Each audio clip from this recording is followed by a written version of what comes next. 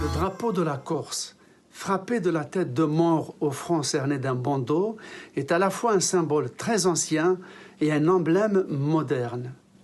Connu dès le Moyen-Âge, il n'a été adopté qu'en 1980 par la région Corse.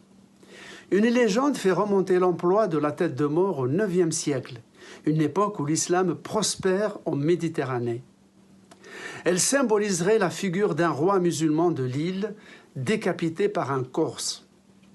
Une autre tradition, plus récente, rapporte que la tête de mort, attestée sur le drapeau dès la moitié du XVIIIe siècle, est celle d'un sarrasin du nom de Mansour ben Ismaïl.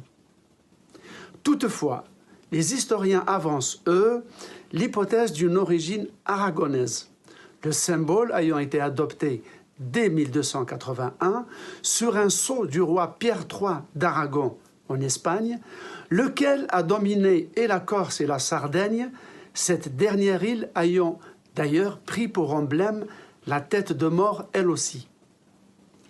Signe de ralliement des insurgés corses contre les Génois, la tête de mort est adoptée fin 1762 par la jeune République corse. Jusqu'alors, le bandeau couvrait les yeux, la République le déplace au-dessus, sur le front, pour symboliser la libération de l'île du joug génois. Utilisé comme drapeau officiel au moment où la Corse devient française, le 12 mai 1768, il sera maintenu pendant le royaume anglo-corse de 1794 à 1796, avant de tomber totalement désuétude jusqu'en 1980, quand il est officiellement réadopté.